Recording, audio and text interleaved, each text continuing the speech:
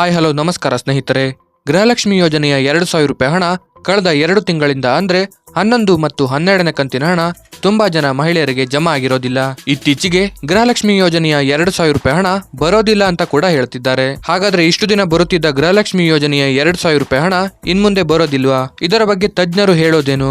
ಅದರ ಕಂಪ್ಲೀಟ್ ಮಾಹಿತಿಯನ್ನು ಈ ವಿಡಿಯೋದಲ್ಲಿ ತಿಳಿಸ್ಕೊಡ್ತೀವಿ. ಅದಕ್ಕೂ ಮುನ್ನ ಇದೇ ರೀತಿಯ ಹೊಸ ಅಪ್ಡೇಟ್ಗಳಿಗಾಗಿ ನಮ್ಮ ಚಾನೆಲ್ಗೆ ಸಬ್ಸ್ಕ್ರೈಬ್ ಆಗಿ ಪಕ್ಕದಲ್ಲಿರುವ ಬೆಲ್ ಐಕಾನ್ ಅನ್ನು ಪ್ರೆಸ್ ಮಾಡಿ. ಸ್ನೇಹಿತರೆ, ಗೃಹಲಕ್ಷ್ಮಿ ಯೋಜನೆಯ 2,000 ರೂಪಾಯಿ ಹಣ ಪ್ರತಿ ತಿಂಗಳು 20 ರಿಂದ 25ನೇ ತಾರೀಕು ಒಳಗಡೆ ಎಲ್ಲ ಮಹಿಳೆಯರ ಖಾತೆಗೂ ಬರ್ತಿತ್ತು. ಆದ್ರೆ ಕಳೆದ 2 ತಿಂಗಳಿಂದ ಗೃಹಲಕ್ಷ್ಮಿ ಯೋಜನೆಯ 2,000 ರೂಪಾಯಿ ಹಣ ತುಂಬಾ ಜನ ಮಹಿಳೆಯರಿಗೆ ಬಂದಿರೋದಿಲ್ಲ.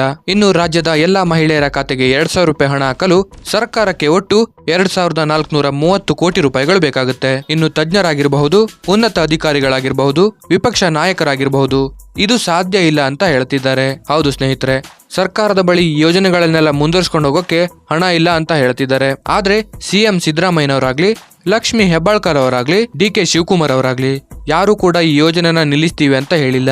ಯಾವುದೇ ಕಾರಣಕ್ಕೂ ನಾವು ಈ ಎಲ್ಲಾ ಯೋಜನೆನ ಮುಂದುವರಿಸ್ತೀವಿ ಅಂತ ಹೇಳ್ತಿದ್ದಾರೆ. ಆದ್ರೆ ಒಂದಂತೂ ನಿಜ ಸ್ನೇಹಿತರೆ, ಸರ್ಕಾರದ ಕಡೆಯಿಂದಾಗ್ಲಿ ಈ ಯೋಜನೆಗಳನ್ನೆಲ್ಲ ನಿಲ್ಲಿಸ್ತೀವಿ ಅಂತ ಯಾರು ಕೂಡ ಹೇಳಿಲ್ಲ. ಈಗ ನಾವು ಮಾಡ್ಬೇಕಾಗಿರೋದೇನಂದ್ರೆ ಸ್ವಲ್ಪ ದಿನ ವೇಟ್ ಮಾಡ್ಬೇಕಷ್ಟೇ. ಈ ಯೋಜನೆಯ ಬಗ್ಗೆ ಇನ್ನೂ ಏನಾದ್ರೂ ಮಾಹಿತಿ ಸಿಕ್ಕರೆ ಮುಂದಿನ ವಿಡಿಯೋದಲ್ಲಿ ಮಾಹಿತಿಯನ್ನು ತಿಳಿಸ್ಕೊಡ್ತೀನಿ. ತಪ್ಪದೆ ನಮ್ಮ ಚಾನಲ್ಗೆ ಸಬ್ಸ್ಕ್ರೈಬ್ ಆಗಿ.